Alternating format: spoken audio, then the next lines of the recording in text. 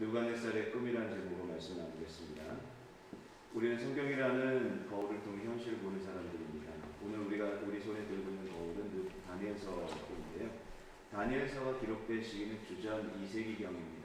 주전 2세기는 어떤 시기냐면 암흑기라고 할 수 있죠. 예수님 오시기 200년 전인데 유대인들 그 당시에 안티오쿠스 4세라는 왕이 시리아 지역을 다스리고 있었는데 그는 안식일을 지키지 못하게 했고 성경 율법책을 읽거나 또 들고 다닐 수 없게 했습니다. 그리고 유대인들이 가장 성스럽게 생각하는 성전에다가 돼지의 피를 뿌리기도 했고 산당과 그리고 모든 신앙의 기본적인 것들을 다 금지했죠. 그래서 한마디로 이 시대는 주전 2세기는 이스라엘의 암흑기였다라고 말할 수 있습니다. 그때가 바로 다니엘서를 기록한 시대적 배경입니다. 다니엘서를 1차적인 독자는 누구냐면 주전 2세기의 유대인들이다. 암흑 시기를 겪은 유대인들이다라는 얘기죠.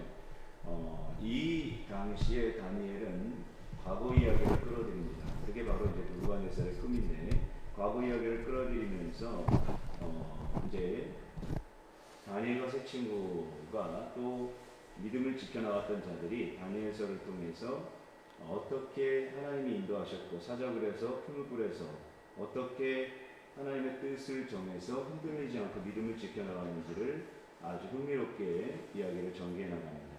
우리가 잊지 말아야 될 것은 주전 2세기의 그 당시 1차 독자들이 유대인들이 암흑기였다는 사실입니다. 암흑기를 살아갔다는 사실이죠. 암흑기를 살아갔다는 얘기는 뭐예요? 지금처럼 어두운 시기, 그 힘들었던 시기에 절망 속에서도 하나님의 하신 일을 기억하면서 이 다니엘서의 배경이 됐던 독자들에게 힘을 실어주고 있고 또한 21세기를 살고 있는 우리들에게도 또한 어둠 속에서 일어날 수 있는 힘을 실어주고 있습니다. 느부갓네살 꿈의 이야기는 두 번 나오죠. 다니엘서 2장에 나온 꿈이 있고 또 오늘 본문에 나온 꿈이 있습니다. 오늘 본문에 나온 꿈에 대한 얘기를 하려고 합니다. 이 전의 스토리를 잠깐 좀 여러분 우리가 알아야 되는데 이 꿈은 소리가 좀 잘 들리는 거 맞죠? 이게 지금 인터넷으로 소리 나가고 있어요? 네. 나가고 있죠? 근데 여기서는 스피커에서는 안 나와요? 문제가 생겼습니다. 예, 괜찮습니다. 육성으로 그냥 들으십시오 그러면. 그래도 마이크는 써야 되죠. 안 나와요. 자, 이 꿈은 언제 왔냐면 다니엘서 오늘 본문의 꿈이 이 느부갓네살 왕이 왕궁을 거닐고 있을 때 그가 자기가 잘났다고 생각할 때 평강하다라고 할 때 그때 그 꿈을 꾸죠. 그게 이제 4장입니다. 화면을 보시죠. 4장 4절에서 5절인데요. 나 느부갓네살이 내 집에서 편히 있으며 내 궁에서 평강할 때 꿈을 꾸었는데 그걸로 인해서 번민했죠. 이게 바로 오늘 이제 본문의 꿈을 꾼 상황입니다. 집에서 편히 쉴 때 궁에서 편할 때 이때 불길한 꿈이 온 거죠. 모든 꿈이 그런 건 아니지만 꿈은 많은 부분 하나님의 메시지를 전달할 때가 많이 있습니다. 어떤 분이 여행을 가면서 자기 딸과 아내한테 메시지를 여행 간 딸한테 아내한테 텍스트로 내 꿈꿔 그랬더니 아내가 문자에 꿈깨라고 그랬다는데요. 딸이 헐 그랬다는데 세상의 꿈이 아닌 하나님이 주신 꿈이 있는데 그 하나님이 주신 그 꿈을 통해서 오늘 이 다니엘이 그 꿈을 해석합니다. 그런데 다니엘이 그 꿈을 해석해주고 보스로 끝나는 것이 아니라 그 꿈 내용이 이제 다니엘서 4장 13절에서 15절입니다. 한번 봅시다. 내가 침상에서 내 뇌 속으로 받은 이상 가운데 또 본즉 한 순찰자, 한 거룩한 자가 하늘에서 내려왔는데 그가 소리질러 외쳐서 이처럼 이르기를 그 나무를 베고 그 가지를 찢고 그 잎사귀를 떨고 그 열매를 해치고 짐승들로 그 아래에서 떠나게 하고 새들로 그 가지에서 쫓아내라. 그러나 그 뿌리의 부르터기를 땅에 남겨두고 철과 놋줄로 동이고 그것으로 들 총초 가운데 있게 하라. 그것이 하늘 이슬에 젖고 땅의 풀 가운데서 짐승으로 더불어 그 분량을 같이 하리라.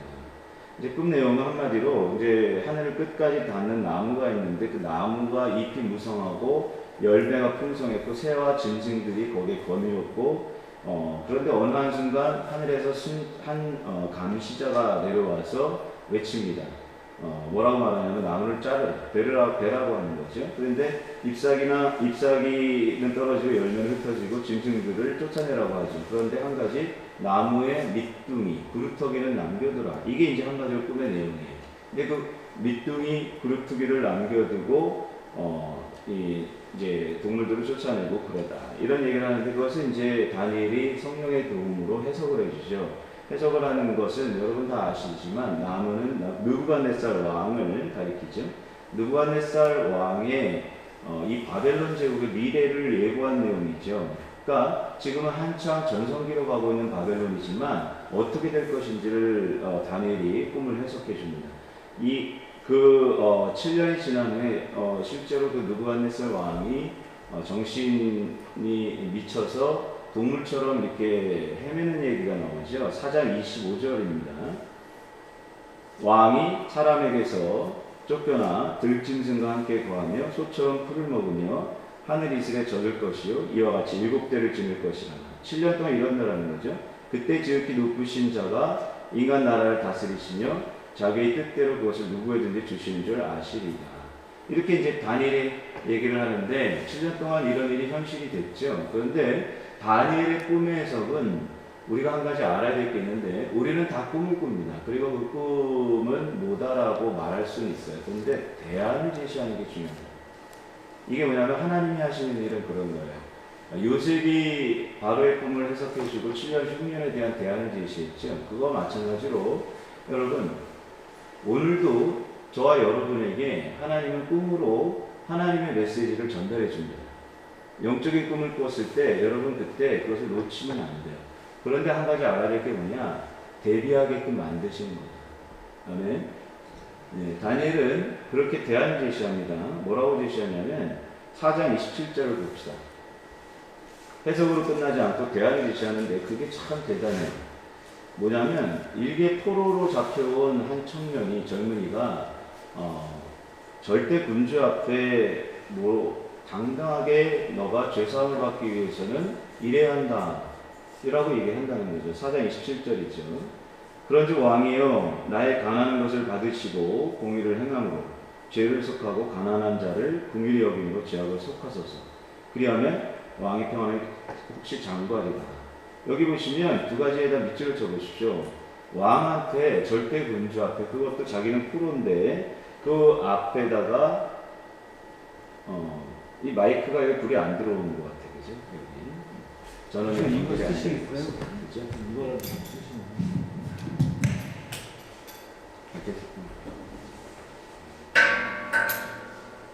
저기 인터넷으로 들으셔야 돼요. 네.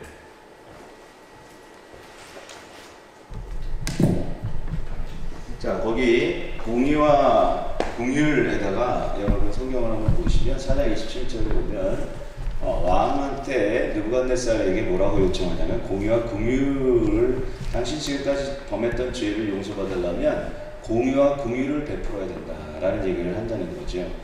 이게 뭐예요? 예언이죠. 예언 정신, 대안을 제시합니다. 그런데 인간은 우매합니다. 이 이야기를 듣고서 느부갓네살은 그것을 그대로 실천하지 않은데 그게 바로 그대로 이제 4장 29절을 보면 느부갓네살이 1년이 이제 다니엘이 해석을 해주고 대안을 제시했는데 1년이 지난 시점에 그가 4장 29절 30절에 보면 왕궁 옥상을 거니면서 이렇게 혼자서 이런 말을 해요. 12달이 지난 후에 내가 바벨론 궁 지붕에서 거닐 때 나 왕이 말하여 가로되 이 큰 바벨론은 내가 능력과 권세로 건설하여 나의 도성을 삼고 이게 내가 했다라는 거예요. 내가. 자, 이렇게 되면 어떻게 돼요? 망합니다. 여러분 회사 잘 나가고 있으십니까? 여러분 가정이 좀 잘 나가고 있으십니까? 내가 했다라고 하면 어떤 일이 벌어지냐? 망하는 일이 벌어집니다. 4장 28절. 4장 28절에 보면 다니엘이 예언했던 것처럼 그대로 그 일이 이루어집니다. 4장 28절에 이 모든 일이 다 느부갓네살 왕에게 임하였느니라. 자기가 왕궁에서 내가 잘났어라고 하니까 이 말이 떨어지기 전에 하늘에서 소리가 들리죠. 다니엘서 4장 31절에 32절. 이 말이 오히려 나 왕의 입에 있을 때 하늘에서 소리가 내려 가로되 느부갓네살 왕이 내게 말하노니 나라의 위가 내게서 떠났느니라. 보세요, 그죠? 하나님의 심판이 바로 나오죠. 조금 전에 다니엘은 대안을 제시했습니다. 공의를 베풀어라. 그럼 너가 지금까지 죄 범했던 거 용서받을 거다. 그랬는데 새까맣게 잊어버리고 자기 잘났다라고 그렇게 얘기했던 그 이야기 그대로 벌어지면서 하나님의 말씀이 뭐라고 말해요? 나라의 위가 너에게서 떠났다. 내가 사람에게서 쫓겨나서 들짐승과 함께 거하며 소처럼 풀을 먹을 것이요 이와 같이 7대를 지내서 지극히 높으신 자가 인간 나라를 다스리시며 자기 뜻대로 그것을 누구에든 주신 줄 알기까지 7년 동안 너가 미친놈처럼 지내. 실제로 성경 역사학자들은 느부갓네살이 어떤 이유인지 모르지만 미친 인간이 됐다라고 하죠. 이 일이 다 현실이 됐습니다. 그리고 역사적으로 바벨론은 신흥제국 아수르에서 무너지고 그리고 자랑하던 자기네들의 바벨탑과 공중정원은 철저히 유린됐죠. 하나님의 꿈에서 예고한 일이 그대로 이루어졌습니다. 자, 그러고 나서 제가 오늘 본문을 끄집어내기 위해서 이렇게 얘기를 길게 한 거예요. 이 일들이 실제 역사 속에서 이루어진 후에 오늘 놀라운 일이 벌어집니다. 34절, 35절과 37절인데요. 34, 35절 우리 한번 다 같이 한번 읽어볼까요? 이방인 왕의 이런 입에서 나온 말이 이런 말이 나옵니다. 34절 오늘 본문 35절 한번 같이 읽어보겠습니다. 시작. 그 기한이 참에 나 느부갓네살이 하늘을 우러러 보았더니 내 총명이 다시 내게로 돌아온지라. 이에 내가 지극히 높으신 이에게 감사하며 영생하시는 자를 찬양하고 존경하였느니 그 권세는 영원한 권세요 그 나라는 대대에 이르리로다. 땅의 모든 거민을 없는 것 같이 여기시며 하늘의 군사에게든지 땅의 거민에게든지 그는 자기 뜻대로 행하시나니 누가 그의 손을 금하든지 혹시 이르기를 내가 무엇을 하느냐 할 자가 없도다. 또 37절 읽어볼까요? 시작. 그러므로 지금 나 느부갓네살이 하늘의 왕을 찬양하며 칭송하며 존경하며 그의 일이 다 진실하고 그의 행하심이 의로우시며 무릇 교만하게 하고 행하는 자를 가능히 낮추십니다. 보세요. 지금 이방 왕이고요. 대제국을 건설한 오만한 통치자였고 미친 인간이었던 그가 7년이 지난 이후에 그의 입에서 나온 말이 아주 경건한 사람처럼 하나님을 찬양하고 하나님의 주권과 하나님의 통치를 인정하죠. 그 입에서 나온 게 하나님 높이는 거예요. 하나님 찬양이에요. 자, 그럴 수 있었던 이유가 뭐예요? 34절에 눈을 똑바로 뜨시고 보십시오. 나 느부갓네살이 뭘 우러러 보았다? 하늘을 우러러 보았더니. 여러분 34절에다 어디라 하십시오. 하늘을 우러러 보았기 때문에 그가 이렇게 된 거죠. 하나님을 이방 우상을 섬겼던 이방 왕이 느부갓네살 입에서 아주 경건한 신앙인이 고백하는 것 같은 말이 오늘 본문이 나오고 있다. 그 전까지 어떤 인간이었는데 자기 잘났다라고 말했고 미친 인간이었던 그가 실제로 이 일이 다 이루어지고 나서 오늘 본문을 고백하기 시작했다. 그 이유가 34절에 나와 있습니다. 하늘을 우러러 보았더니. 땅을 바라보고 살면 인간은 짐승이 될 수 있습니다. 하늘을 우러러 봐야 영혼의 날개가 펴집니다. 땅에서 끄는 죄의 인력으로부터 자유해질 수 있습니다. 여러분, 우리가 머리를 위에 두고 걷는 것은 하늘을 보기 위해서입니다. 저희도 마찬가지입니다. 그때 회복이 이루어집니다. 느부갓네살이 하늘을 우러보았는데 그때 어떻게 됐어요? 36절 한번 볼까요? 오늘 보면 자, 거기 그 동시에 여러분 화면에 보면 색칠이 되어 있죠. 이때 그 동시에 그때 하늘을 우러보았을 때 내 총명이 내게로 돌아왔고 내 나라 영광에 대하여도 내 위엄과 강력이 내게로 돌아왔고 또 나의 모사들과 가는들이 내게 조하니 내가 내 나라에서 다시 세움을 입고 또 지극한 위세가 내게 더하여. 여기 보시면 그 동시에 거기 돌아왔고에다 한번 밑줄을 쳐보십시오. 돌아왔고 더하였느니라. 어떤 동시에? 그 동시에 하늘을 우러러보았을 때 그가 이방 독재자 왕 느부갓네살이 하나님을 하늘을 우러러보았을 때 그 입에서 나왔던 것이 바로 하나님을 찬양하는 일이 벌어지고 그때 바로 온전한 회복이 이루어졌다는 사실입니다. 저와 여러분이 하늘을 우러보시기 바랍니다. 2021년 새해 시작할 때 원대한 꿈도 좋고 계획도 좋은데 원대한 꿈과 계획은 하늘로부터 오는 것입니다. 하늘로부터 오지 않으면 여러분 다 사상누각이고 모래 위에 지은 집이고 그건 내 계획이고 내 야망이고 무너집니다. 아무 쓸데 없어요. 하늘에서 내려와야 합니다. 하늘에서 내려오는 건 뭐냐? 여러분 눈이 하늘을 우러러보고 있을 때 그때 오십니다. 그때 여러분 2021년 1월 우리 시작된 며칠이 지난 오늘 이 시점에 하늘을 우러보는 것을 여러분 시작하는 각오로 하십시오. 하늘을 우러보는 것은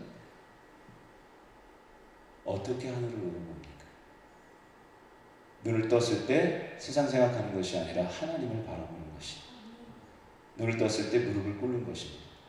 눈을 떴을 때 하나님을 찬양하는 것입니다. 느부갓네살이 7년 동안 들짐승처럼 살았다가 그가 제정신이 돌아왔던 것은 그때부터 하늘을 우러볼 수 있는 인간이 되어서 그 입에서 나온 것은 이방 왕이 아닌 신실한 사람이 고백하는 찬양과 같은 하나님 높이는 일이 벌어졌죠. 저희도 그러기를 소망합니다. 하나님을 찬양하고 하늘을 우러보았을 때 우리의 앞길이 비로소 열린다. 그것이 바로 오늘 본문 36절이다. 그 동시에 내게로 돌아왔고 나라의 위세가 더하였느니라. 하늘을 우러볼 때 온전한 회복이 이루어집니다. 저 여러분이 원대한 꿈을 꾸시기 바라는데 하나님이 주시는 꿈을 꾸십시오. 이 새벽에 기도할 때 다시 한번 하나님을 우러러보시고 여러분 가정 여러분에게 주시는 원대한 주님이 주시는 꿈을 붙드십시오. 주님이 주시는 꿈을 새로운 꿈을 꾸십시오. 내 머릿속에 나오는 꿈 꾸지 마시고 하늘을 우러러보실 때 주님이 주시는 꿈을 꾸십시오. 느부갓네살이 아니라 저와 여러분이 그 꿈을 꾸기를 소망합니다.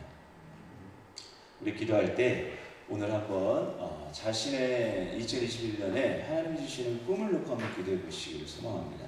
내 비전이 아닌 하나님이 주시는 꿈을 꾸시길 바랍니다. 우리 같이 주여 한번 외치고 기도합니다. 주여!